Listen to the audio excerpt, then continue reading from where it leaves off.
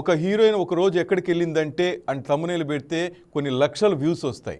మీరు చెప్పినట్టుగా ఈ లింక్ దయచేసి టచ్ చేయొద్దు, చేస్తే కోట్ల రూపాయలు పోగొట్టుకుంటారంటే అది ఎవరు చూడటం లేదు, అవేర్నెస్ ఎవరు పట్టించుకోవట్లేదు కదా. నిజంగా అది చాలా పాథటిక్ గా ఉంది. ప్రజలు ఏది నమ్మాలో ఏది నమ్మకూడదో తెలియని పరిస్థితుల్లో ఇప్పుడు నేను ఈ మాట అంటే ప్రజలందరూ ఏమనుకుంటారంటే మాకు తెలియదా అంటారు. తెలిసిన వాళ్ళు మీరు వేరు, మీరు 10 మందికి నేర్పించండి, మీకు తెలిసి ఉంటుంది. మీరు కామ్గా ఉండద్దు. అందరికి మీ కమ్యూనిటీలో ఎంతమంది ఉన్నారో అందరికి చెప్పండి, రోజు చెప్పండి. మీ వాట్సాప్ లో అనవసరమైన పొద్దున్నే గుడ్ మార్నింగ్ మెసేజ్లు ఇన్ని వందలు సర్క్యులేట్ చేయడం కన్నా ఒక్కటి మంచిది సెలెక్ట్ చేయండి. అది లేదు, వాట్సాప్ ను యూనివర్సిటీ చేసేసి దాని నిండా రకరకాలైన పనికిరాని ఇన్ఫర్మేషన్స్ పంపిస్తాను. ఒకసారి నేను చిన్న ఇది చెప్తాను, అది నవ్వటానికి లాగానే ఉంటుంది కానీ అట్లాంటిది కూడా సర్క్యులేట్ చేస్తారు మన వాళ్ళు.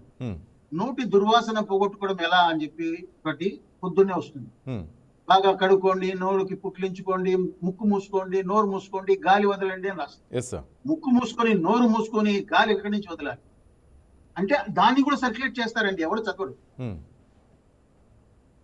అంత అమాయకమా లేదా కేర్లెస్నెస్ అర్థం కావట్లేదండి. ఉంది ఫెసిలిటీ, ప్రతి ఫార్వర్డ్ మెసేజ్ కి ₹1 కట్టమంటే అప్పుడు ఎవరు చేయాలి. ఫ్రీ కాబట్టి విపరీతంగా సర్క్యులేట్ చేసేస్తారు. ఒక గ్రూప్ కాదు, 100 గ్రూపుల్లోకి ఆ మెసేజ్ వెళ్ళిపోతుంది సార్. మీరు చెప్పినట్టు వెళ్ళిపోతుంది. వీళ్ళు చేయలేదు కాకుండా ఇంకా ఒక 100 మందినో 1000 మందికో ఆ ఎఫెక్ట్ కనపడుతూ ఉంది అక్కడ.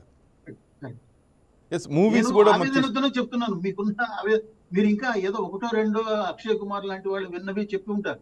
నాకు రోజు వచ్చే కేసులండి తల పగిలిపోతుందండి. ఇంత చిన్నగా ఎలా పోయారండి, ఎంత అమాయకంగా వాడు ఎలా ఇచ్చేసారండి మీ లైఫ్ అంతా అన్నారు. వాళ్ళు వచ్చిన వాళ్ళను వాళ్ళ సైకాలజీ ప్రకారం మళ్ళీ నేను క్రిటిసైజ్ చేస్తే ఎక్కడ బాధపడతారో, పోయి ఇంటికి పోయి సూసైడ్ చేసుకుంటారో అని మాకు చాలా కత్తి మీద సాములాగా అయిపోయింది. పోలీస్ డిపార్ట్మెంట్ ఈ రోజు సైబర్ క్రైమ్ వాళ్ళను ఇంటరాగేట్ చేయాలన్నా, సైబర్ క్రైమ్ కంప్లైంట్ ఇచ్చిన వాళ్ళను ప్రశ్నించాలన్నా వీళ్ళు ఎక్కడ బాధపడతారో అని ఫీల్ అవ్వాల్సిన పరిస్థితి వచ్చింది.